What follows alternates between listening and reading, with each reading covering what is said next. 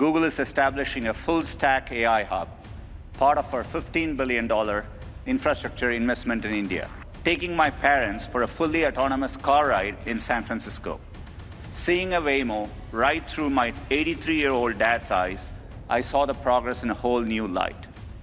Google के CEO सुंदर पिचाई का एक वीडियो जबरदस्त तरीके से वायरल है। दरअसल इंडिया इंपैक्ट एआई समिट में गूगल के सीईओ सुंदर पिचाई हिस्सा लेने के लिए पहुंचे और दुनिया के तमाम कई बड़े देशों के राष्ट्राध्यक्ष उस वक्त उद्घाटन समारोह में मौजूद थे जब सुंदर पिचाई भाषण देने के लिए इंडिया एआई इंपैक्ट समिट के मंच पर पहुंचे। यहां उन्होंने भाषण की शुरुआत नमस्ते से की और उसके बाद उन्होंने बताया कि गूगल किस तरह से आने वाले दिनों में भारत में $15 बिलियन खर्च करके इंफ्रास्ट्रक्चर में इन्वेस्ट करके एक एआई हब बना रहा है।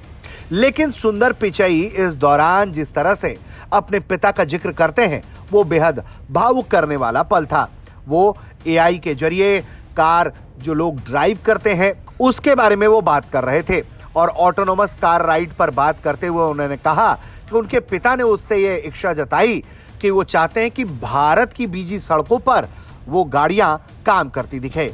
इस पर सुंदर पिचाई ने क्या कुछ कहा है आपको सुनवाते हैं। Google is establishing a full-stack AI hub, part of our $15 billion infrastructure investment in India.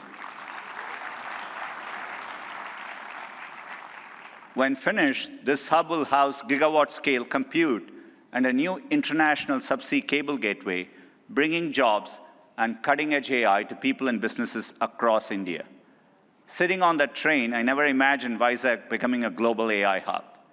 Just as I couldn't have imagined that one day I'd be spending time with teams figuring out how to put data centers into space.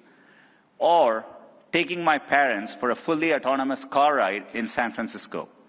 Seeing a Waymo right through my 83-year-old dad's eyes, I saw the progress in a whole new light. Of course, he said he'd be more impressed if it worked on India's busy roads. Still working on that one, Dad. The progress shows what's possible when humanity dreams big. And no technology has me dreaming we are on the cusp of hyper-progress and new discoveries that can help emerging economies leapfrog legacy gaps.